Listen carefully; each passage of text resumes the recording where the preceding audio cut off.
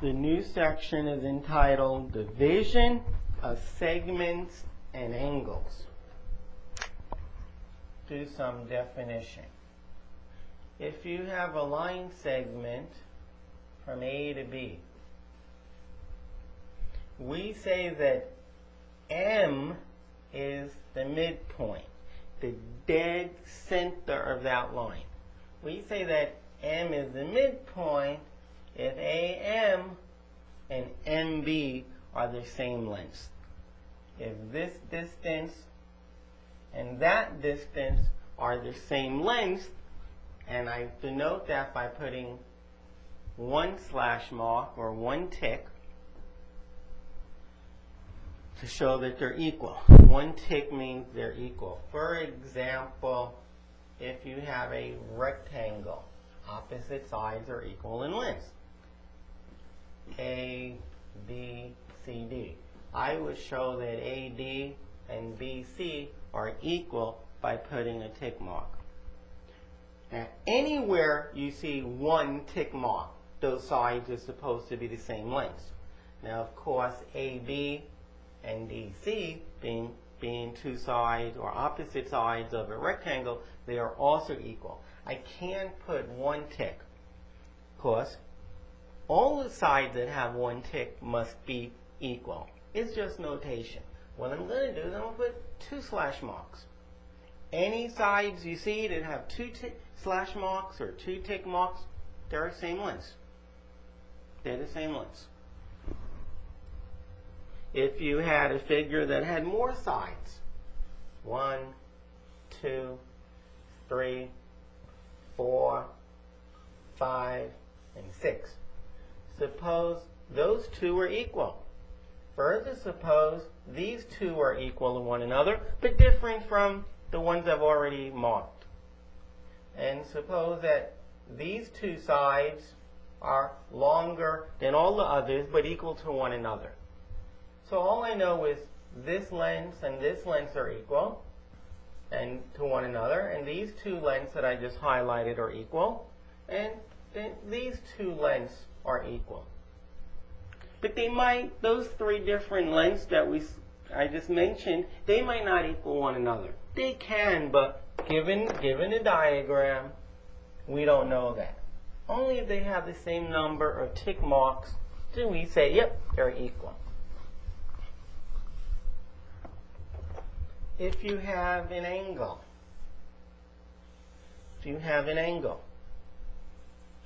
and you cut it in half, where this angle and that angle are equal, we call this line an angle bisector. An angle bisector. It bisects the angle. Bi means two. It bisected, it divided the angle into two sectors, two equal pieces. If you have an angle, and this isn't always easy to do, but you cut it into three equal parts. I guess you would call that an angle trisector. You can bisect any angle. You cannot trisect every angle. You can pretty easily trisect a 270-degree angle. 270 divided by 3 is 90. So that's one angle. Here's the second partition equal, and here's the third angle. I divided the 270 degrees into three equal parts, 90. We'll talk later about how you can construct right angles. So I can partition or trisect, I meant to say, some angles like 270. Good luck in trisecting a 100-degree angle. Not all angles can be trisected. So we can bisect a line segment, and we call the point where you bisect it into two equal parts the midpoint. And we could bisect an angle and we call a line that bisects the angle into two equal pieces an angle bisector. So now let's do a couple of proofs. Suppose you are given the following. Suppose you are given this diagram.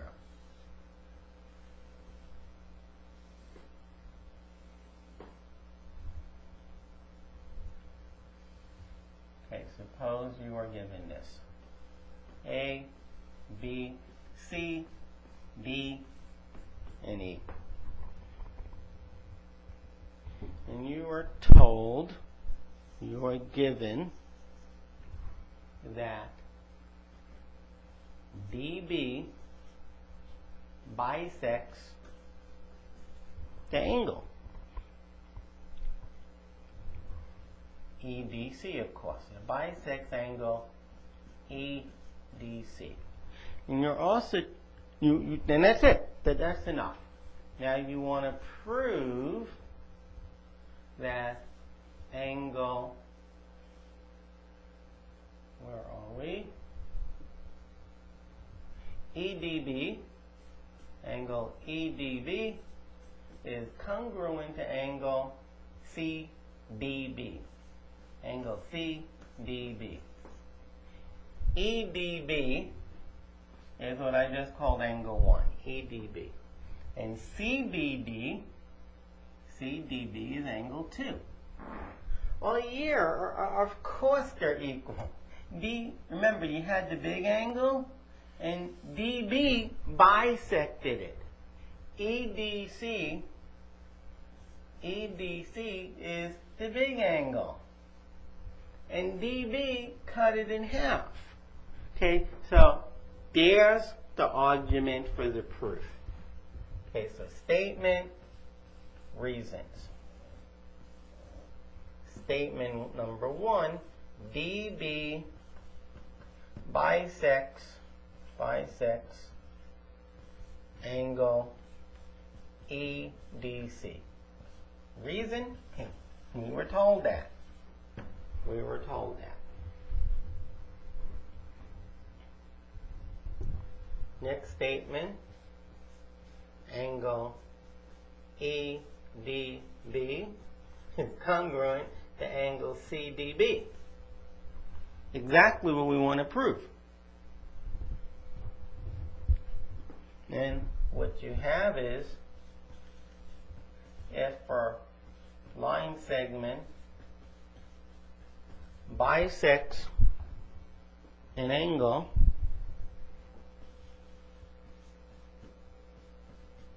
it divides the angle into two equal angles, into two congruent angles. That's exactly what I wanted to show, that these two angles are congruent. Okay, those are the two angles that resulted from the bisection. You had this big angle, EDC, and whether a bisector cuts it in half or not, you had two angles, EDB and CDB. And it turns out that the bisector does cut an angle into two equal parts. That's why angle 1, also known as EDB, is congruent to angle 2. And that proof is done. Okay. Very, very basic arguments. Just know what an angle bisector means. Know what a midpoint means.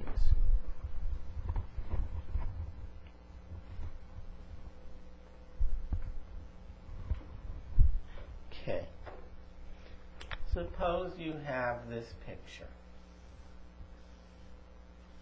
A, B, C.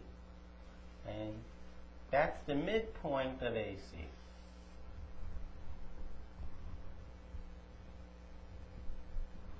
Now, you're given that. you're given that BM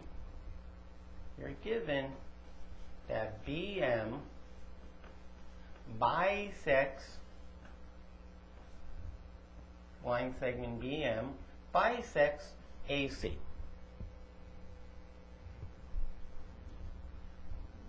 And you want to prove that AM is congruent to CM or MC. Well, of course this length is equal to that length. What did you think the midpoint did? Okay, the statement and the reasons. Statement 1 is BM bisects line segment BM bisects line segment AC. And the reason, of course, is it was given. I know, right under given, it has that. And statement 2 is AM is congruent to CM. The reason is a ray bisects a line into two equal portions, two congruent segments.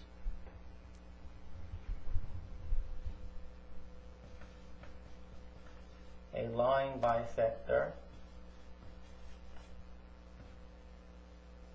divides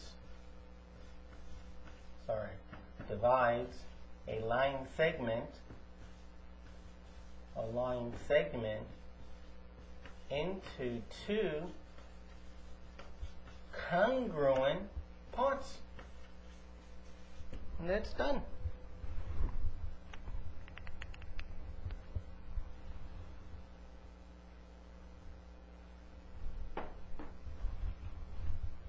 Okay. Try another problem.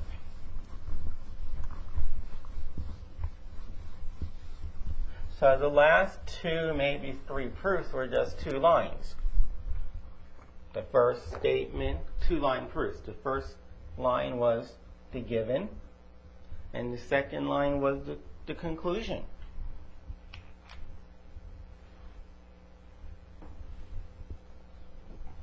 All right. Suppose we are told this. Suppose that line segment EH is divided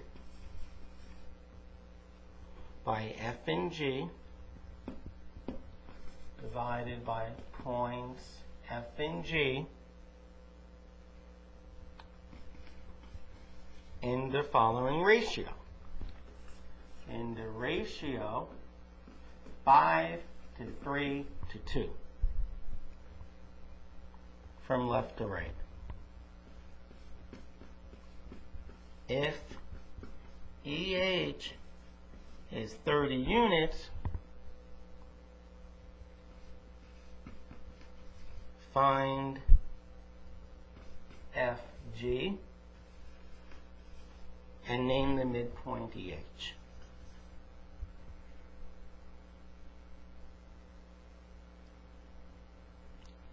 And name your midpoint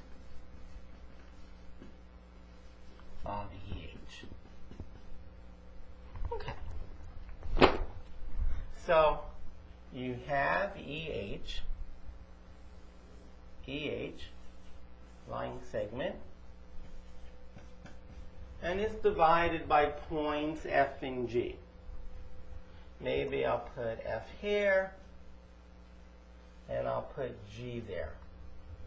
And the ratio is 5 to 3 to 2.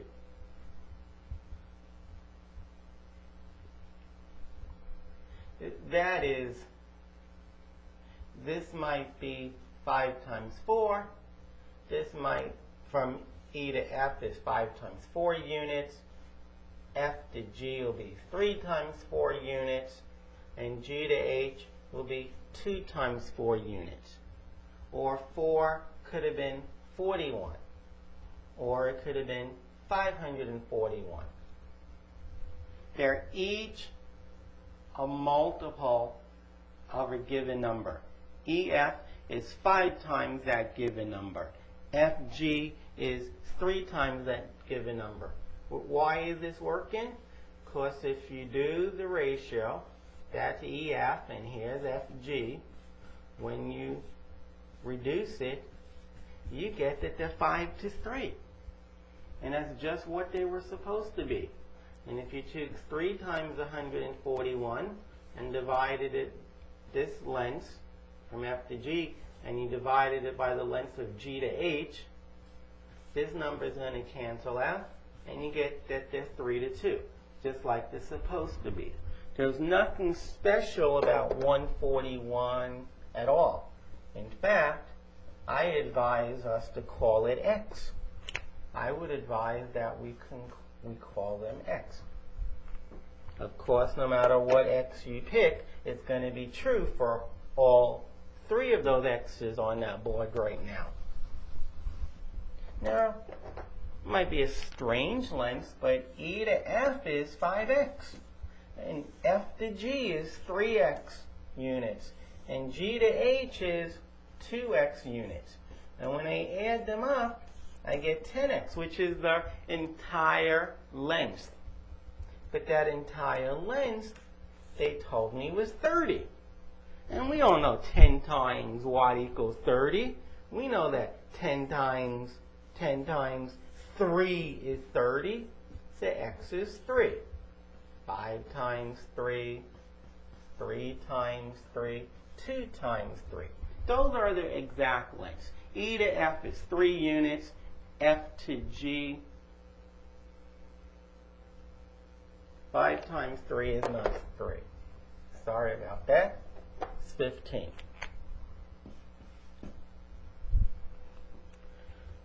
F to G is 9 units, and G to H is 2 units. Okay. Now, they want us to find FG. Well, I already did. FG is 9. And they want us to find the midpoint of EH. Well, we didn't need to find out what, did we? Well, yeah. What's the midpoint of EH? Well, we know that EH, the length, is 30 units. Well, divide it by 2 and you find out it's 15. Well, you go to E and you go 15 units and you find the midpoint. Well, we know from E to F is 15. F is the midpoint.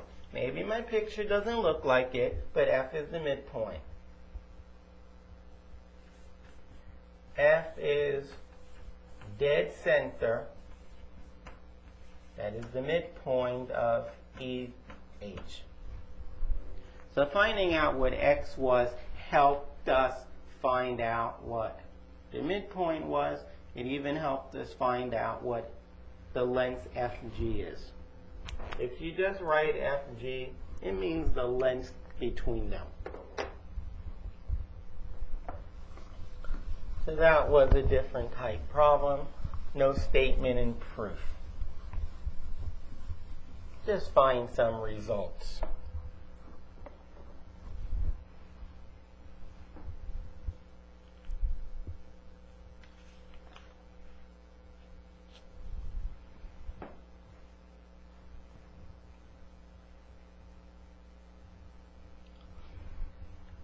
Which line segments are congruent? You have a circle, and you have AB, and you have CD. And all you're told is that O is the center, O is where they cross. O is the midpoint of CD. So the question is, which segments are equal? Now, you don't know that's the center of the circle.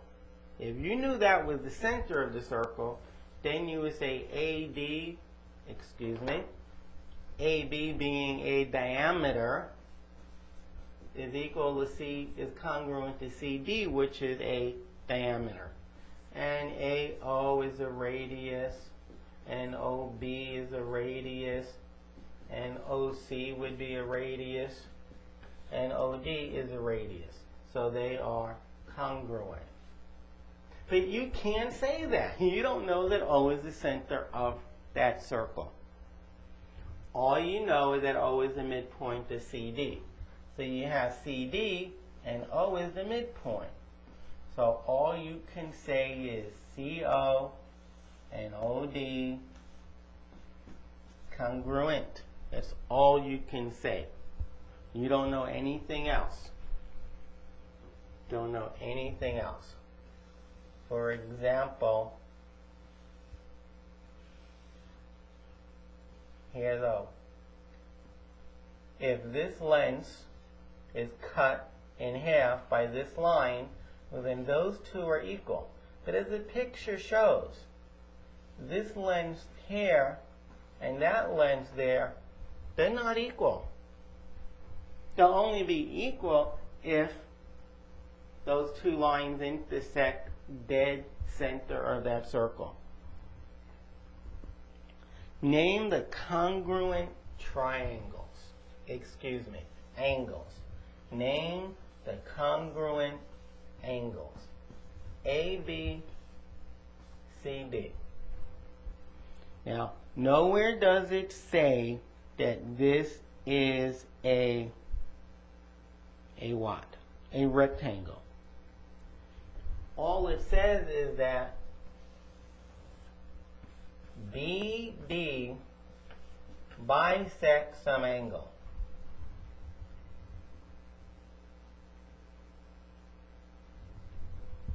It bisects ABC. ABC. So ABC. ABC. It's that angle. And although again my picture doesn't look like it, sorry, but this angle is equal to that angle. The angle 1, which is angle ABD, it goes from A to B to D. That gives you angle 1. This is equal to CBD.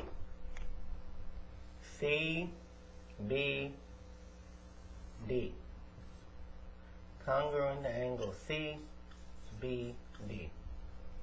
And these answers are not unique. You can always switch those two.